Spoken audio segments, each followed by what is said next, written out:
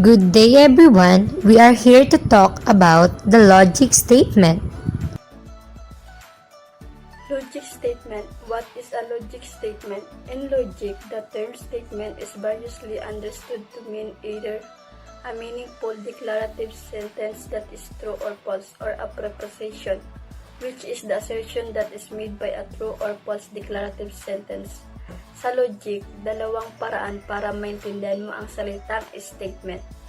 Una ay ang declarative sentence, kung saan ito ay nagpapahayag kung tama o mali ang mga talata at preposition, na kung saan tumutukoy ito o nagdideklara kung saan ang pahayag ay may katotohanan o wala. How do you write a logical statement? A logical statement is a declarative sentence which contains factual information. If the information is correct, then we say the statement is true. And if the information is incorrect, then we say the statement is false. All logical statements are formed by combining simple statement. Una, natutunan na natin kung ano ang logical statement na kung saan ay may dalawang paraan. Una, ang declarative sentence or preposition. Dahil ito ay nagpapahayag kung tama o mali ang pahayag na kung saan kapag ang pahayag ay tama, masasabi natin na ito ay totoo at kung mali, ito naman ay hindi totoo, at dahil dito nakagawa tayo ng logical statement na simpleng paraan. Hi everyone, my name is Maureen Zanzararo from PSIS 1B, Tribe for Symmetry. So our topic is about logic statement. So what is a logic statement? Logic statement, a declarative sentence which conveys information, either true or false, but not both true and false. It may not be necessary to determine whether a sentence is true to determine whether it is a statement. So, for example, Mickey Mouse was the first animated character to receive a star on the Hollywood Walk of Fame.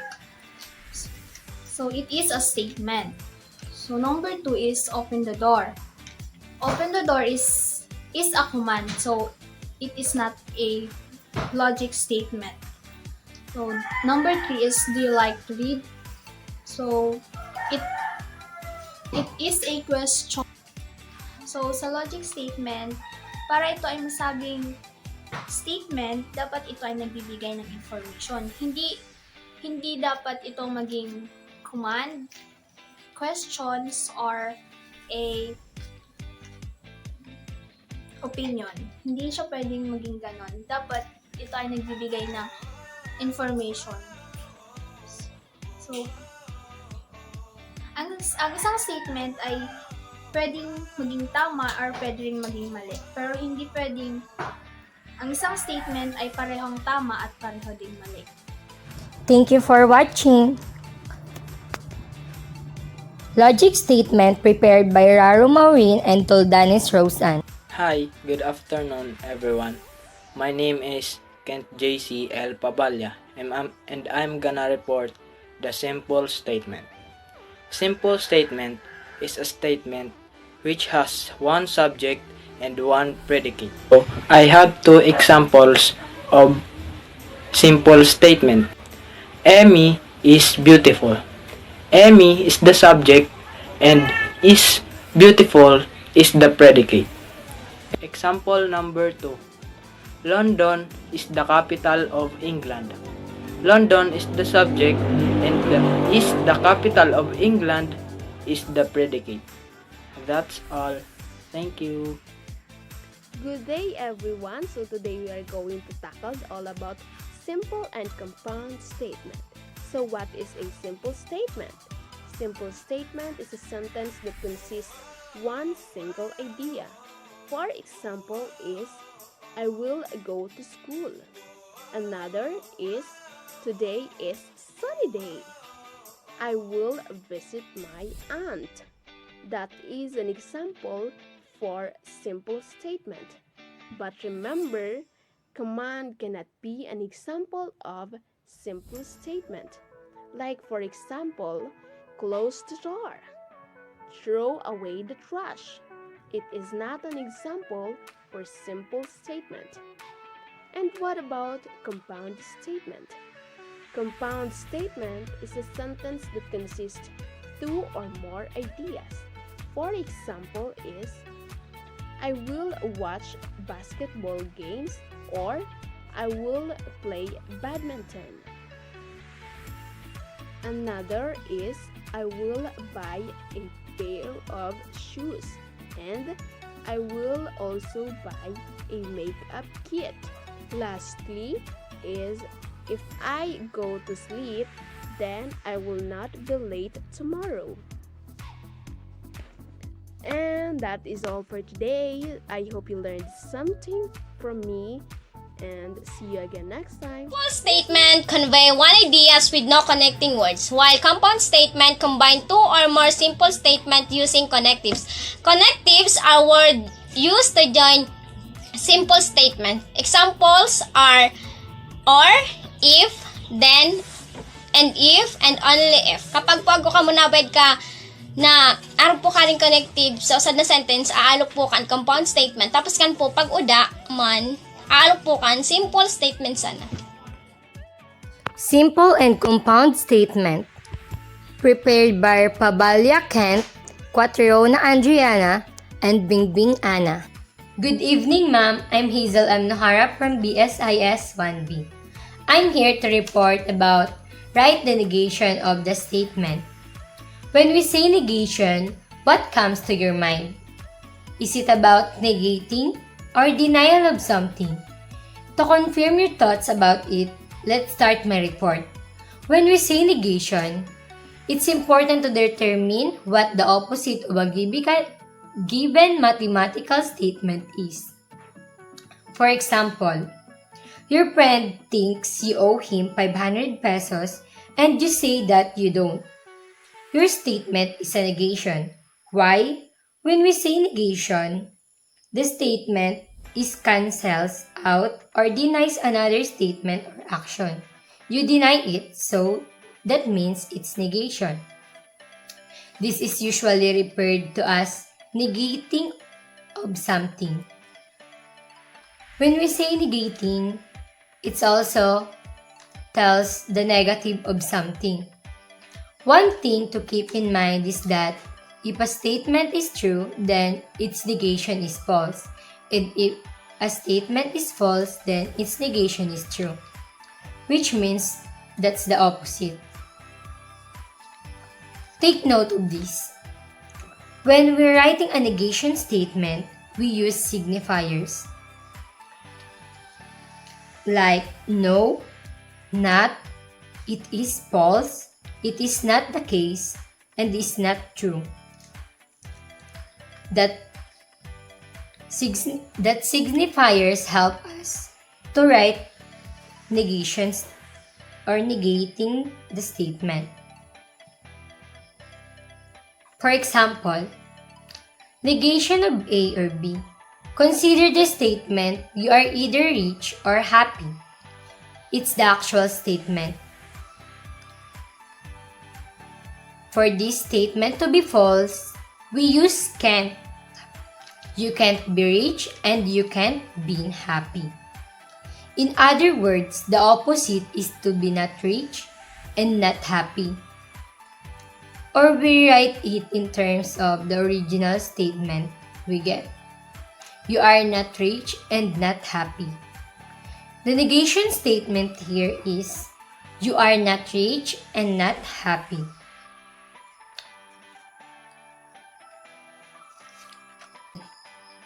If we let A be the statement you are rich and B be the statement you are happy, then the negation of A or B becomes not A and not B.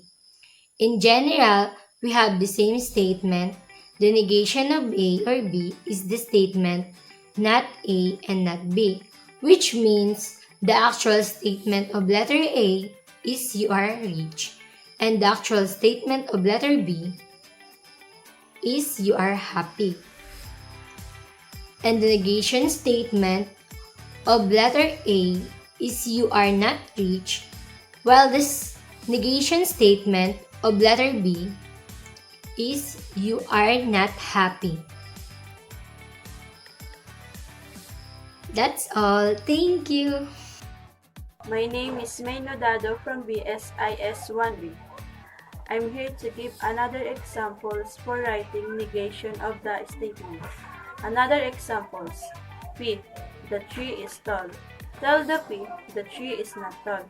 As you observed in the examples and for the explanations given by Ms. Nojara, it's obvious that when writing negation statement, we are going deny and not to give opposite word of the statement. Hi, I'm Mary Jo Orsini from BSIS 1B.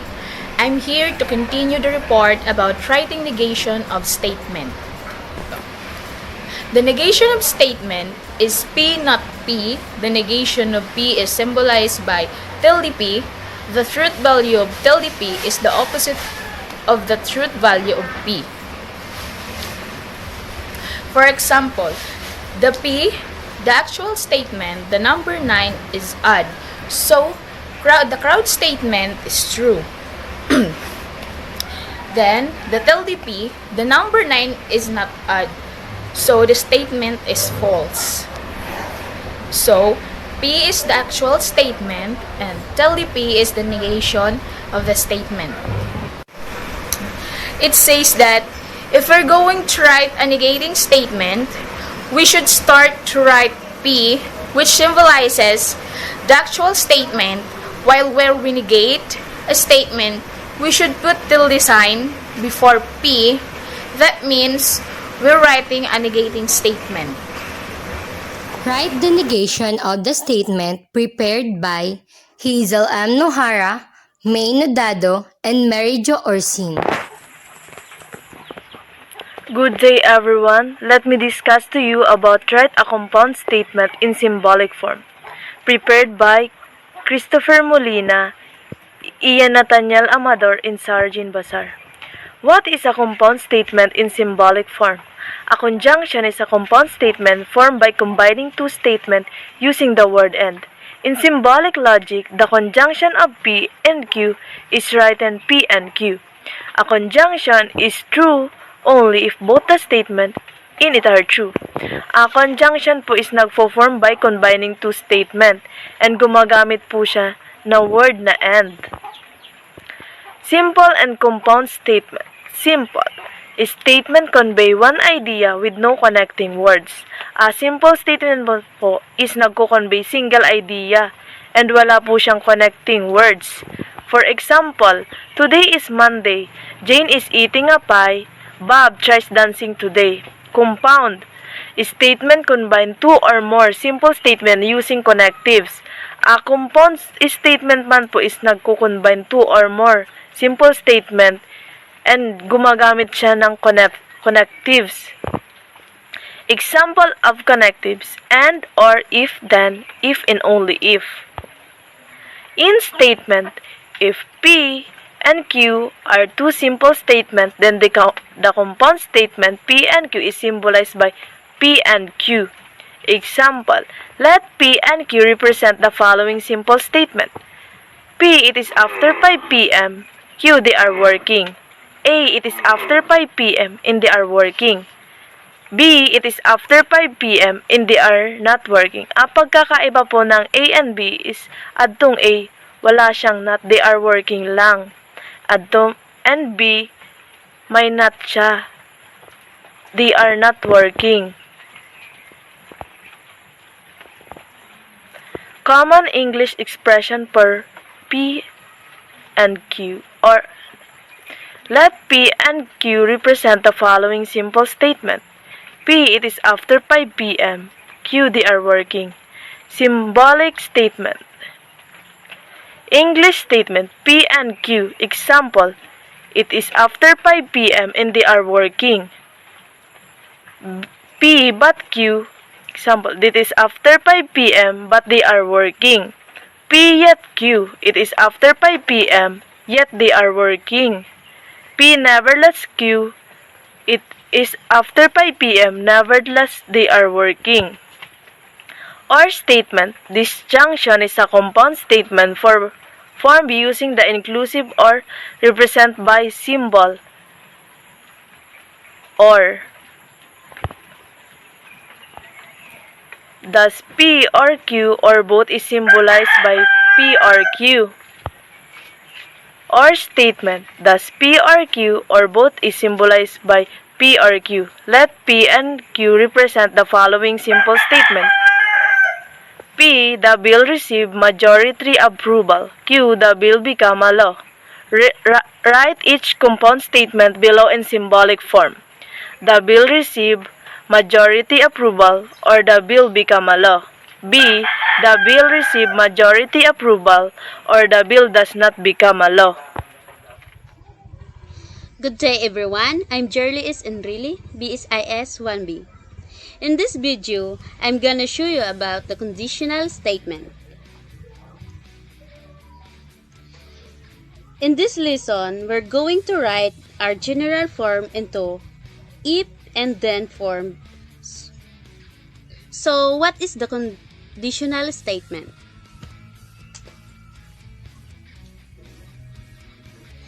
Conditional statement.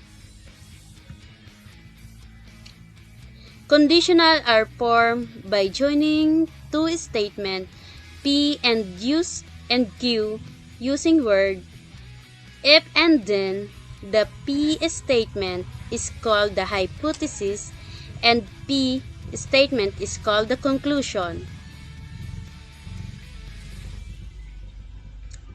So what is the difference about the hypothesis and the conclusion?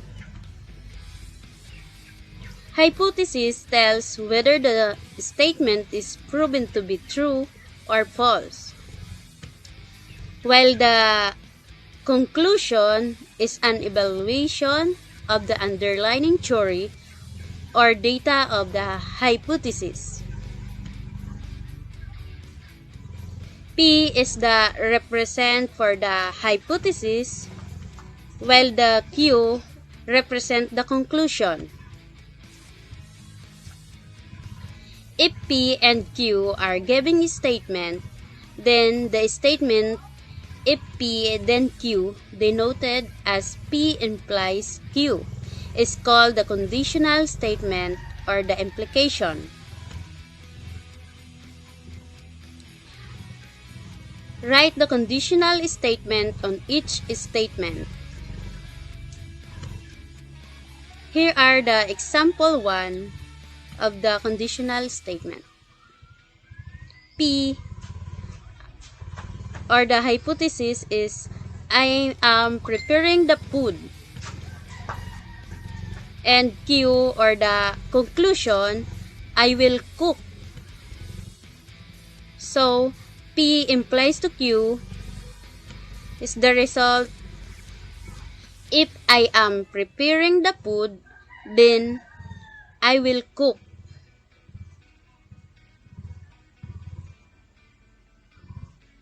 Example number 2.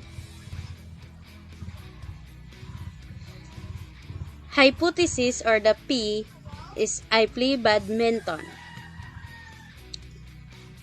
The Q or the conclusion is it is the summer. P implies to Q, if I play badminton, then it is the summer.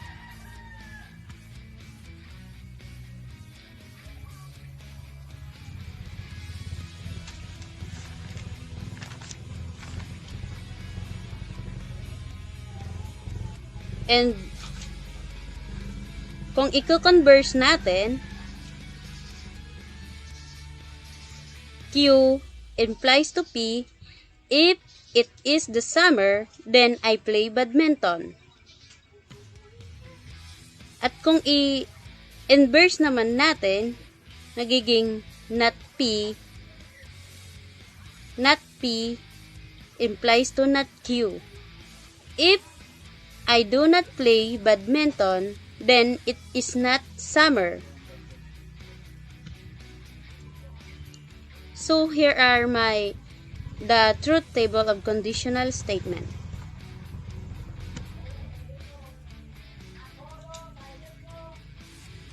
P or the hypothesis and the conclusion, and the Q are the conclusion, and the P implies to Q.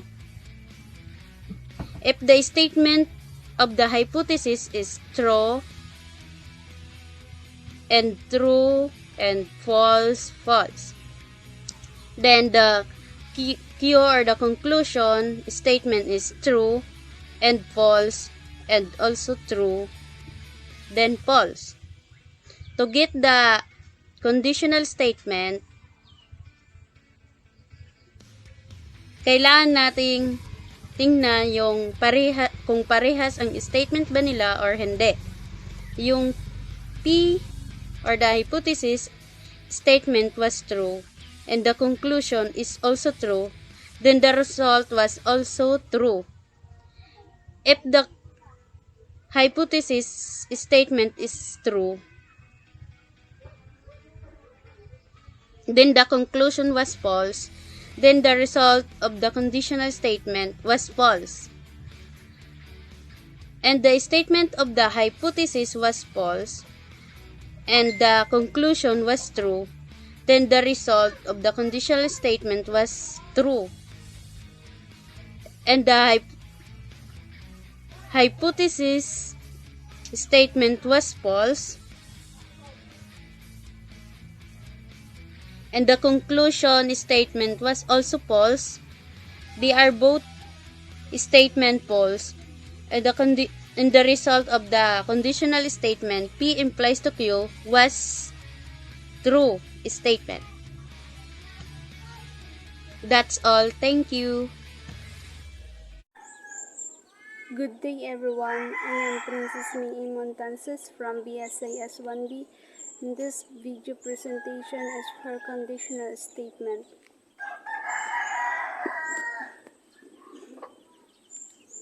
The conditional statement of math. The definition of conditional statement.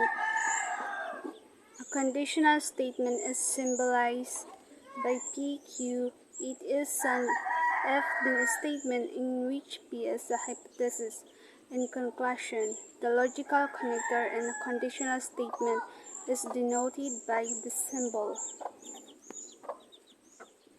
The conditional is defined to be true unless a true hypothesis leads to a false conclusion.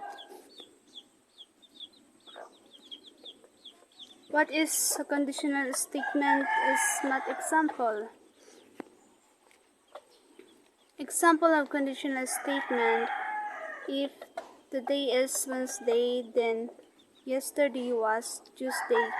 Hypothesis: if today is Wednesday, so our conclusion must follow, then yesterday was Tuesday. So the converse is found by rearranging the hypothesis and conclusion, as Math Planet accurately states. Which brand is a conditional statement in mathematics? Neither of those is how mathematicians use converse. Converse and inverse are connected concepts in making conditional statements. To create the converse of a conditional statement, switch the hypothesis and conclusion. What are the three conditional statements? Conditional statement: if, else, switch. So first, if statement.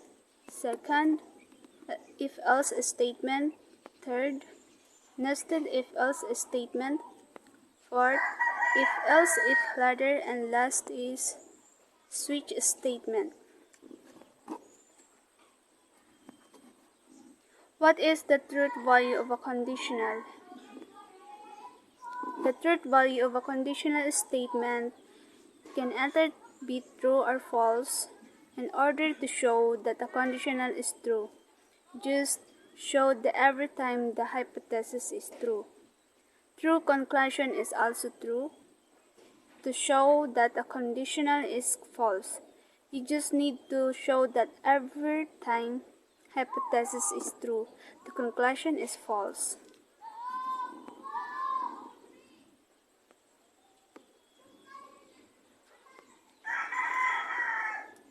What does conditional mean?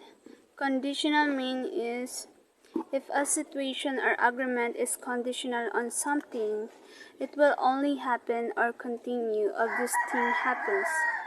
Their support is conditional on his proposal meeting their approval. How do you use conditional? You can use the first conditional to describe something that is realistically likely to take place. For example, if you miss the bus, you will be late for work. An important thing to remember is that the first conditional uses the simple future tense to describe what will happen.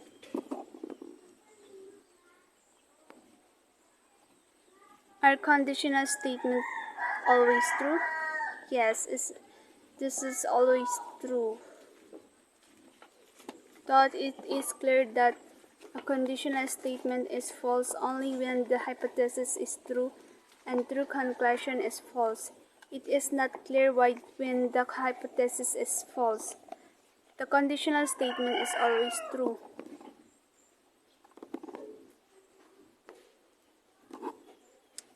Okay, that's all. Thank you, everyone. Hello everyone, my name is Patrick Angelo No from BSIS 1B. My topic is all about biconditional statement.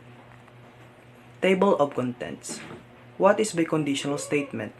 How to write a biconditional statement? Biconditional statement examples. What is biconditional statement? If a conditional statement and its converse are both true, then they can be joined together into a single statement called biconditional statement. Then this is done by using the words if and only if.